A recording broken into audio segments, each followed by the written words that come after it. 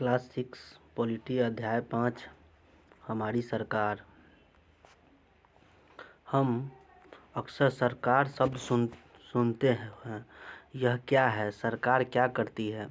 लोकतांत्रिक सरकार की क्या विशेषता है? इस अध्याय में इन सवालों के उत्तर ढूंढने का प्रयास करेंगे। कोसी बांध टूटा, महाप्रलय की स्थिति, सरकार ने दिए जांच के आदेश, बिहार के 26 जिलों को सरकार ने सूखाग्रस्त घोषित किया, इलाहाबाद उच्च न्यायालय में सफाई की जरूरत, सुप्रीम कोर्ट, 17,000 शिक्षक बहाल होंगे, मुख्यमंत्री, शिक्षक बनने के लिए अब देनी होगी शिक्षक पात्रता परीक्षा, मनरेगा में धांधली की जांच होगी, मंत्री, 9वीं कक्षा के छात्र छात्राओं को सरकार देगी साइकिलें, बिहार में खिलाड़ियों को मिलेगा सरकारी नौकरी।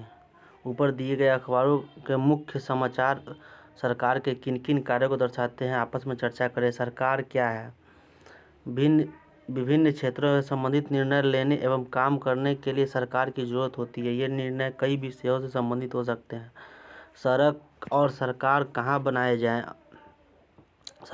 कहाँ बनाया जाए, अधिक से अधिक बच्चे स्कूल कैसे पहुँचे, बहुत ज़्यादा महंगाई हो जाने पर किसी चीज़ के दाम कैसे घटाएं अथवा बिजली की आपूर्ति को कैसे बढ़ाया जाए। सरकार कई सामाजिक मुद्दों पर भी कार्रवाई करती है। सरकार गरीबों की मदद करने के लिए कई कार्यक्रम चलाती है। इनके अलावा वह अन्य महत्वपूर्ण काम भी करती है, जैसे डाक, तार, फोन एवं रेल सेवाएं चलाना आदि।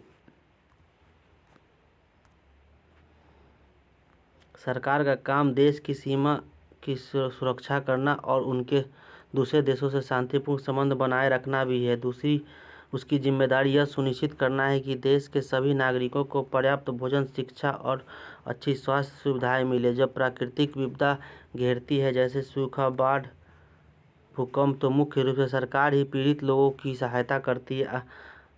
आखिर सरकार इतना सब कुछ कैसे कर पाती है और सरकार के लिए इन कामों को करना क्यों जरूरी है? जब लोग इकट्ठे रहते हैं और काम करते हैं तो कुछ हद तक सामूहिक व्यवस्था की जरूरत होती है। इसके लिए आवश्यक निर्णय लेने होते हैं। कुछ ऐसे नियमों की जरूरत होती है जो सब पर लागू हो। लोगों के लिए सरकार कई तरह के काम करती है। वह नियम बनाती है, निर्णय लेती है और अपनी सीमा में रहने वाले लोगों पर उन्हें लागू करती है। नियम या कानून बनाने का काम व्यवस्थापिका करती है। बनाए गए नियम एवं लिए गए निर्णयों को सबों पर लागू करने का काम कार्यपालिका करती है। व्यवस्थापिका एवं कार्यपालिका सरकार के अंग हैं। अगर कहीं कोई विवाद होता है, तो कोई अपराध करता है, तो समाधान के लिए लोग न्यायालय जाते हैं। न्यायालय भी सरकार का ही अंग है। आगे की कक्षा में इसके बारे में विस्तार से पढ़ेंगे। सरकार क्या है, क्या काम करती है, अपने शब्दों में समझाएं। सरकार के कुछ ऐसे उदाहरणों को दे जिनकी चर्चा नहीं समझाई गई है। सरकार के स्तर: केंद्र सरकार, राज्य सरकार, स्थानीय सरकार, भारत, बिहार और पटना। राज्य स्तर से तात्पर्य पूरे प्रदेश से है। जैसे अपने बिहार राज्य में सरकार पूरे बिहार के लोगों के लिए काम करती है, ठीक उसी प्रकार झारखंड, उत्तर प्रदेश तथा अन्य राज्यों की सरकारें अपने प्रदेश के निवासियों के लिए कार्य करती है। केंद्र सरकार देश के सभी राज्यों के विकास के लिए कार्य करती है। इस पुस्तक के अगले अध्याय में स्थानीय सरकार के रूप में एवं कार्यों के बारे में विस्तार से जानेंगे। राज्य सरकार एवं केंद्र सरकार की विस्तृत जानकारी आगे की कक्षाओं में मिलेगी। केंद्र शासित प्रदेश: कुछ प्रदेशों पर केंद्र का सीधा शासन एवं नियंत्रण होता है। ये प्रदेश केवल केंद्र शासित प्रदेश कहलाते हैं। चंडीगढ़, अंडमान निकोबार द्वीप समूह आदि। अपने मतदान के दिन वोट के लिए लोगों को पंक्तिबद्ध देखा होगा। लोग सरकार चुनने के लिए मतदान करते हैं। ऐसी सरकार को लोकतांत्रिक सरकार कहते हैं। यह सरकार निर्धारित समय के लिए चुनी जाती है। यह आवश्यक नहीं है कि हर बार एक ही दल की सरकार चुनी जाए। इस प्रकार सत्ता की शक्ति हमेशा जनता के हाथों में रहती है। लेकिन इससे अलग भी एक और सरकार होती है जिसे राजतंत्र कहते हैं। राजतंत्र में सत्ता की सारी शक्ति राजा में निहित होती है। लोकतंत्र में जनता अपनी इच्छा से मताधिकार का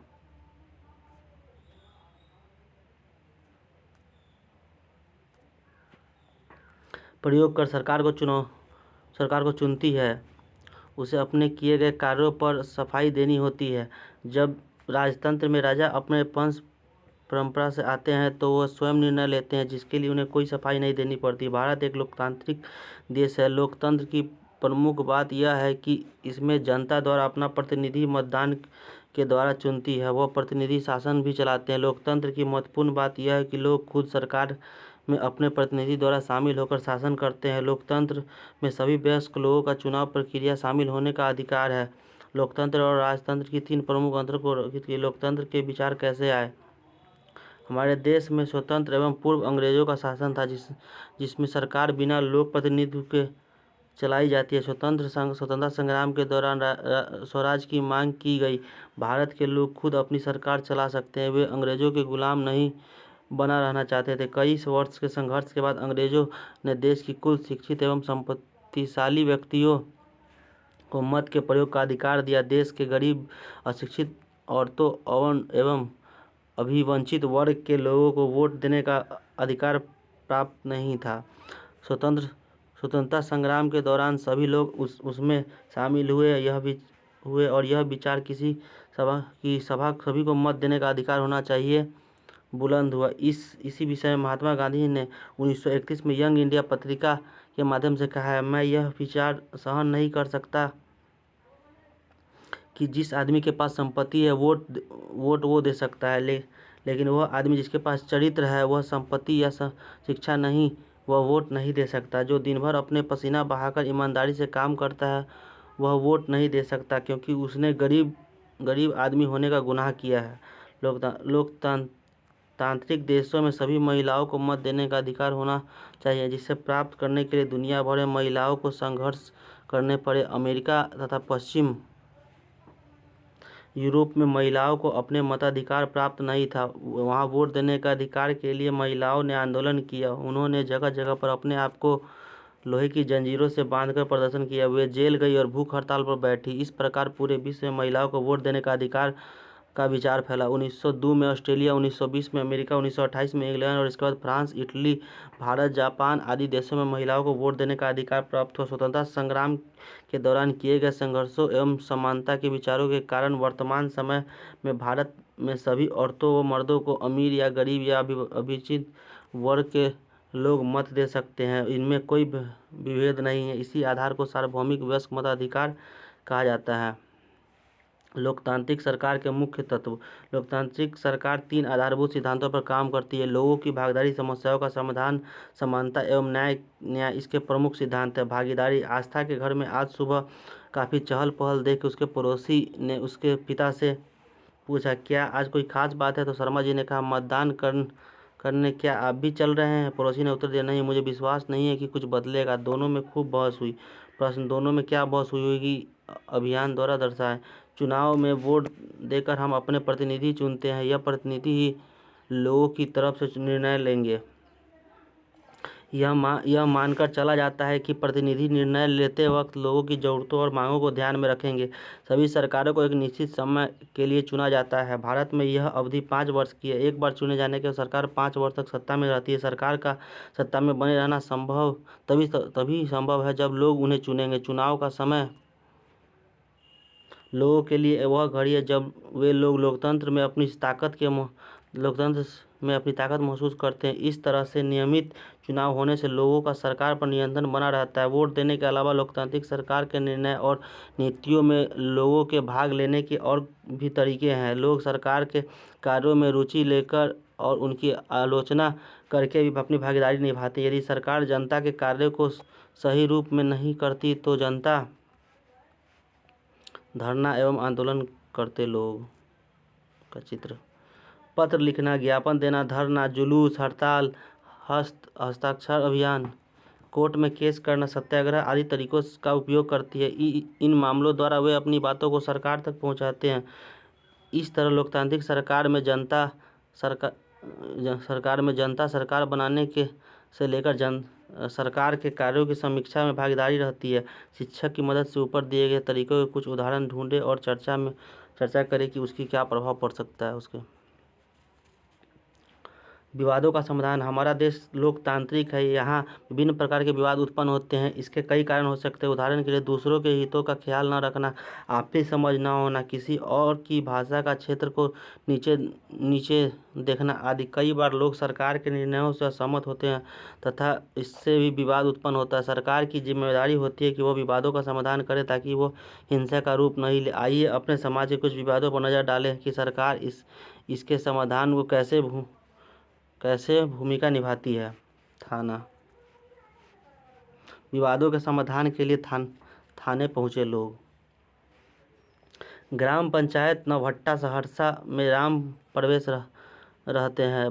बगल के गांव के अब्दुल उनकी फसल को काट कर ले गए। अगले दिन राम प्रवेश को पता चला। उसने अब्दुल के घर जाकर बात की। अब्दुल ने उस जमीन को अपनी जमीन बताई। इस कारण विवाद और गहरा हो गया। लौटकर राम प्रवेश ने सारी बातें ग्राम प्रधान को बताई। वहाँ घनश्याम भी मौजूद था। उसने बताया कि तथ्य को समझकर गांव वाले को भड़का दिया, जिससे सामाजिक एवं सांप्रदायिक सौंदर्य बिगड़ने लगा। गांव के लोग एकत्रित होकर स्थानीय थाना को इसकी सूचना दी। स्थिति की गंभीरता को देखते हुए थाना प्रभारी ग्राम पंचायत के मुखिया के विचार विमर्श करने के बाद सुलझाने के लिए तत्काल सभी लोगों को घर जाने को कहा तथा दोनों पक्षों को अगले दिन आने का समय निर्धारण किया। इस बीच थाना प्रभारी ने कर्मचारी को बुलाया तथा पता किया कि यह जमीन किसकी है। कर्मचारी ने बताया कि यह जमीन अब्दुल की है। अगले दिन दोनों पक्षों को बैठकर विवादों का समाधान शांतिपूर्ण तरीके से किया गया तथा घनश्याम को कड़ी हिदायत दी गई कि वो अफवाह न फैलाए। इस तरह कई स्तरों से विवाद होता है। ग्रामीण राष्ट्रीय कृष्णा कावेरी नदी विवाद दो राज्यों के बीच है। तमिलनाडु और कर्नाटक के बीच है। सतलुज नदी विवाद जो हरियाणा और पंजाब के बीच है। किसान की उपजाऊ भूमि सरकार द्वारा लेकर उद्योग स्थापित करने के कारण उत्पादन विवाद। बिहारी छात्रों एवं लोगों के साथ अन्य प्रांतों में हुए गलत व्यवहार से उत्पन्न विवाद।